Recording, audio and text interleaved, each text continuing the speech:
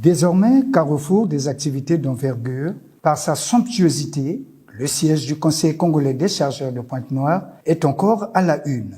En effet, a abrité la journée des opportunités professionnelles et entrepreneuriales en faveur des jeunes placés sous le patronage de la ministre des Petites et Moyennes Entreprises et de l'Artisanat, Jacqueline Lydia Mikolo. C'est une initiative marquée du sceau de l'association, le regroupement des jeunes élitistes du Congo, que dirige Oden Dongo. Au nombre des panélistes ciblés figurait le directeur général du Conseil congolais des chargeurs, le docteur Dominique Candide Fabrice Koumou-Boulas. Son exposé était axé sur les métiers des transports et de la logistique et les opportunités d'emploi qui s'offrent à la jeunesse à travers les formations qualifiantes en phase avec la vision du président de la République qui a fait des questions de la jeunesse congolaise son cheval de bataille. Aujourd'hui, la logistique et le transport deviennent de plus en plus incontournables pour notre pays parce que le développement passe par là.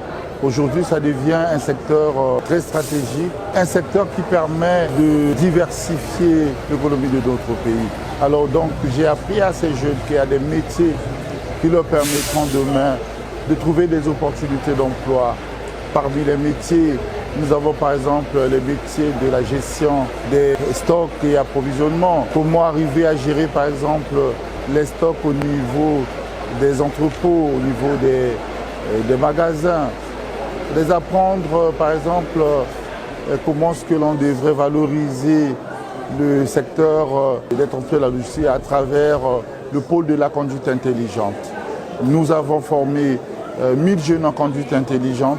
Et ces jeunes demain seront opérationnels sur le marché parce que le pays a besoin d'avoir demain les conducteurs formés dans le cadre par exemple de la conduite au niveau urbain et interurbain et pour que nous puissions véritablement faire face à la zone de libre-échange continentale qui est la ZCAF qui arrive sur peu. La logistique aujourd'hui devient incontournable et la multitude des métiers qui s'y attachent sont une garantie réelle d'emploi, surtout avec l'arrivée de la ZLECAF, ce vaste marché unique. La jeunesse a tout à gagner. Aujourd'hui, ils sont fiers d'être par exemple dans une grande école telle que le centre Trenma que nous avons eu ce privilège de créer. Demain, mais d'être effectivement opérationnels sur le marché, d'être en mesure de se faire vendre parce qu'ils auront déjà les atouts par rapport à la formation qu'ils sont en train de trouver ici sur place. Finalement, la vision du directeur général du Conseil congolais des chargeurs a été partagée par la ministre des PMEA, Jacqueline Lydia Mikolo, qui en a tiré une belle inspiration dont elle laisse la primauté au patron de l'exécutif. Le directeur général est dans un secteur qui moi-même aussi me passionne, la logistique, mais qui est en fait au centre de tout le développement de notre pays. Sans la chaîne logistique, dans tous les piliers du PND, il y a la chaîne logistique qui joue son rôle. Et ici, nous avons un visier au sein duquel on forme des logisticiens. Donc le cadre était approprié aussi pour montrer que ici, il y a l'avenir du pays est ici. Le cœur du pays bat ici aussi. Et le développement de l'entrepreneuriat dépend aussi de ce visier qu'il y a ici en formation. Nous avons effectivement compris que ce soit dans le développement de l'agroalimentaire tout court, que sans la chaîne logistique, rien ne peut se faire.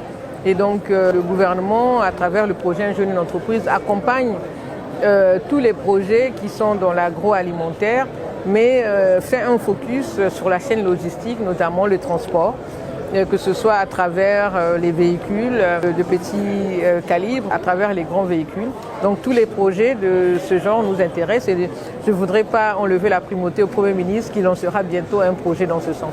L'hospitalité de la direction du Conseil congolais des chargeurs a été saluée par l'initiateur de cette grand-messe en faveur de la jeunesse. Les attentes, ce ne sont pas nos attentes, ce sont les attentes de ces jeunes qui sont venus nombreux parce qu'ils avaient soif. Donc ils ont été abreuvés en quelque sorte la générosité du directeur général du Conseil congolais des chargeurs et que je saisis l'occasion de rendre hommage et de transmettre le grand merci de ces jeunes qui sont venus échanger avec les autorités ici présentes. Les participants en sont sortis comblés. En tout cas, ça a été très riche pour nous, les étudiants surtout. Et merci à vous de nous avoir fait participer. Nous avons eu cette chance aujourd'hui de nous exprimer, on va dire entre guillemets, par la voix de Madame le ministre des petites et moyennes entreprises. Elle a été très ouverte envers nous et nous lui remercions. Ça me fait un grand bien de savoir que déjà que l'État s'intéresse à nous des jeunes en nous expliquant plus sur les différents secteurs où nous pouvons entreprendre, sur nos formations ou pas. Déjà qu'il nous aide à être plus élargis dans nos têtes, quels que soient les différents domaines.